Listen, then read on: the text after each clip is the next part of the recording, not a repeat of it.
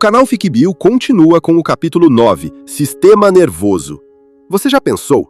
Quais são as partes do nosso corpo que compõem o sistema nervoso? O que acontece quando encostamos sem querer em um espinho ou em outro objeto pontiagudo? O que são substâncias psicoativas e por que devemos evitá-las? Já pensou? O sistema nervoso coordena nossas ações e reações, regulando nossa interação com o ambiente. Além de receber e interpretar as informações provenientes do ambiente e de comandar nossas reações, esse sistema, em conjunto com o sistema endócrino, coordena os demais sistemas do corpo. 1. Organização do sistema nervoso. Assim como os sistemas que vimos no capítulo anterior, o sistema nervoso é composto de diferentes órgãos. Esses órgãos são formados por células organizadas em tecidos, que desempenham funções essenciais na atividade de cada sistema. As principais funções do sistema nervoso estão relacionadas ao controle do funcionamento do corpo e ao modo como interagimos com o ambiente. Percebemos nosso entorno por meio dos sentidos e executamos diferentes ações, como nossos movimentos. Pense em um jogo de tabuleiro, por exemplo. Para executar uma jogada, é necessário observar a disposição das peças para tomar decisões, movendo-as da melhor maneira para vencer a partida. Todas essas ações são possíveis por causa do sistema nervoso. Todas as nossas ações e reações são comandadas pelo sistema nervoso por meio de mensagens que são conduzidas por células nervosas, conhecidas como neurônios. Essas células se comunicam com outros neurônios, com músculos e com glândulas. Os neurônios apresentam características típicas das células animais, que vimos no capítulo 7, mas eles têm também características únicas. Há uma região no neurônio chamada corpo celular, em que se localizam o núcleo e boa parte do citoplasma.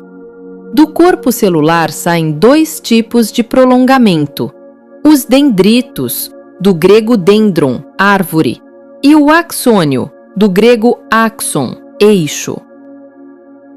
As mensagens recebidas pelos órgãos dos sentidos, como nariz, olhos e orelhas, são levadas por nervos ao sistema nervoso central, formado pelo encéfalo, órgão cuja parte principal é formada pelo cérebro, e pela medula espinal.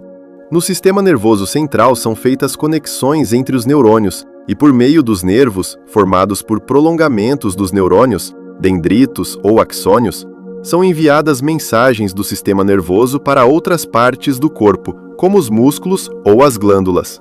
O conjunto de nervos que recebe mensagens e conduz as respostas do corpo é chamado sistema nervoso periférico. Vamos conhecer um pouco mais algumas partes do sistema nervoso. Encéfalo. Memória, emoções, sede, fome, linguagem, inteligência e controle sobre boa parte do que fazemos são alguns dos fatores que dependem do encéfalo. Essa estrutura complexa, protegida pelos ossos do crânio, apresenta várias regiões com diferentes especializações, mas que trabalham em conjunto. Cérebro. É a maior parte do encéfalo e divide-se em dois hemisférios, direito e esquerdo. No cérebro estão as áreas responsáveis pelos sentidos: visão, audição, olfato, tato e gustação, pela linguagem, escrita e falada, pelo raciocínio, pela aprendizagem, pela memória e pelo controle voluntário dos músculos, entre outros. Cerebelo. Controla a postura e o equilíbrio do corpo, além de coordenar os movimentos, trabalhando em conjunto com o cérebro. Bulbo. Também chamado medula oblonga, o bulbo controla a parte involuntária da respiração, os batimentos do coração, a pressão arterial, o reflexo da tosse e do espirro, além de regular a salivação, o ato de engolir e outras funções do sistema digestório. Tálamo. Recebe mensagens dos órgãos dos sentidos e as transmite para regiões do cérebro.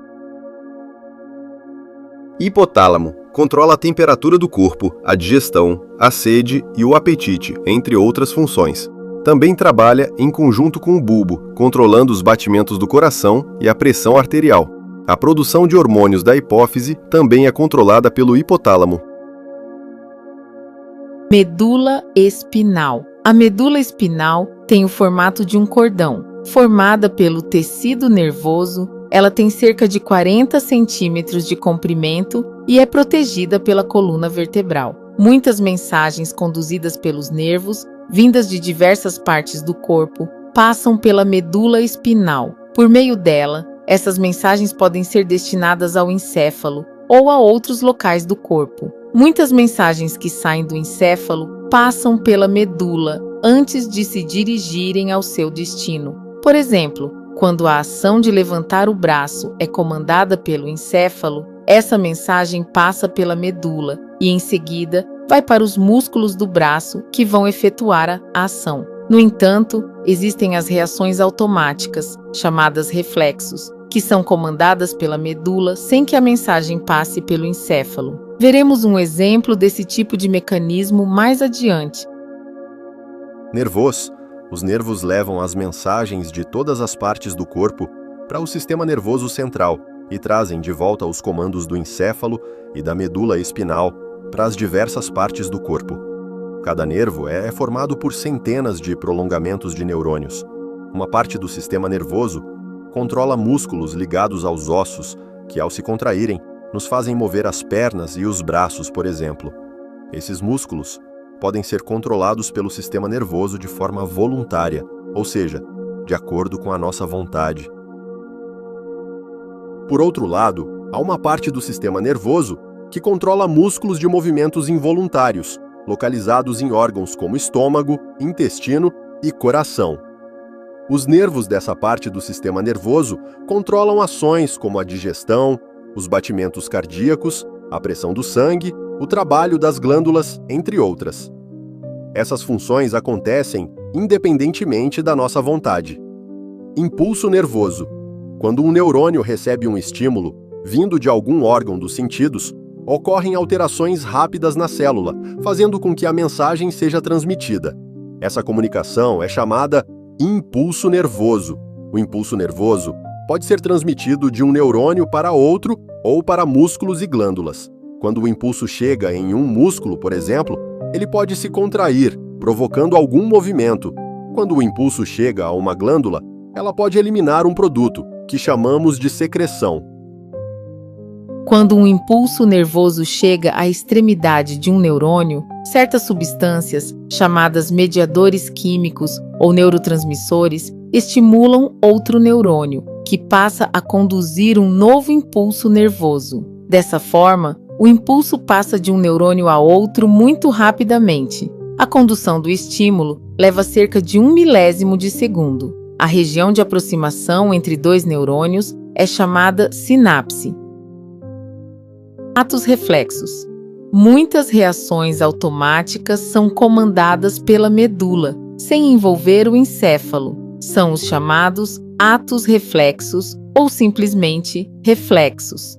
Essas reações acontecem, por exemplo, quando tocamos um objeto muito quente e rapidamente tiramos a mão dele, ou quando pisamos em algo pontudo e levantamos imediatamente a perna. Os nervos da mão ou do pé levam impulsos para a medula espinal, que envia uma mensagem para os músculos se contraírem, movimentando, nesse caso, a mão ou a perna. Os reflexos são possíveis por causa de um encadeamento de neurônios que passa pela medula espinal, formando o arco reflexo. Essa é a base dos atos reflexos, isto é, das respostas automáticas ou involuntárias que temos quando reagimos a certos estímulos. Impulsos nervosos são enviados também ao cérebro, mas a mensagem só chega ao cérebro após a reação ter ocorrido.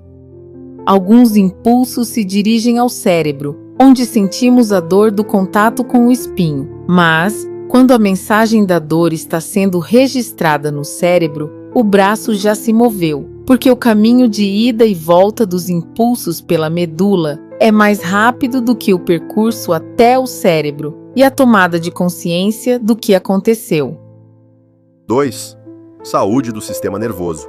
Não é possível prevenir todas as doenças e alterações que atingem o sistema nervoso, pois as causas de várias dessas doenças ainda são desconhecidas. No entanto, é sabido que muitas alterações em outros sistemas do corpo podem afetar o sistema nervoso e podemos prevenir algumas dessas alterações. Como você já deve ter percebido ao longo do estudo dos sistemas do corpo humano, a manutenção e o funcionamento do nosso organismo dependem da integração das funções de cada sistema.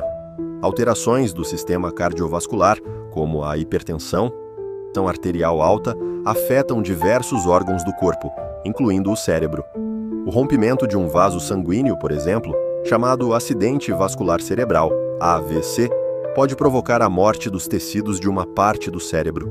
A vítima de um AVC pode apresentar danos permanentes, como a perda da visão ou até falecer.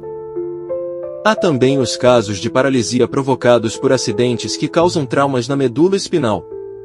Quando as lesões ocorrem na parte torácica e no início da parte lombar da coluna, podem causar paralisia dos membros inferiores, isto é, a paraplegia. As lesões na parte cervical da coluna podem causar a paralisia dos membros superiores e inferiores, ocasionando a tetraplegia. Cuidados com o sistema nervoso. Cuidados gerais com a saúde são fundamentais para prevenir problemas no sistema nervoso. É importante, por exemplo, ter uma vida ativa, evitando o sedentarismo e o excesso de peso. Também é fundamental ter períodos de descanso, incluindo sono de qualidade em ambientes confortáveis, silenciosos e escuros. Como veremos mais adiante, o fumo e o consumo de bebidas alcoólicas devem ser evitados para manter a saúde do sistema nervoso. Outro ponto importante é buscar enfrentar os problemas e as situações de tensão de forma equilibrada. As dicas a seguir podem ajudar. Pratique atividades físicas, de preferência com a orientação de especialistas, porque elas ajudam a diminuir as tensões. Reduza o tempo gasto na internet ou no celular, procure realizar atividades em grupo e ao ar livre. A internet tem ferramentas muito úteis para nos conectar com pessoas em todo o mundo e para adquirir informações, mas seu uso em excesso pode trazer consequências ruins, como o aumento da ansiedade e baixa autoestima. Reserve parte do seu tempo para o lazer, de preferência, realize atividades que desenvolvam alguma habilidade ou que permitam a interação com a natureza ou com outras pessoas. Praticar esportes, passear, conversar, ler livros, ir ao cinema, ao teatro, aprender a tocar algum instrumento musical ou alguma arte manual e participar de atividades que ajudem outras pessoas, como idosos ou pessoas com deficiência, são algumas possibilidades. Procure conversar com familiares e amigos, isso pode ajudá-lo a enfrentar problemas e o fará se sentir melhor. Às vezes, pode ser necessário procurar profissionais, como psicólogos ou psiquiatras. Lembre-se de que somente um profissional especializado pode fazer o diagnóstico correto de um problema do sistema nervoso e prescrever o tratamento adequado. Substâncias psicoativas. Drogas.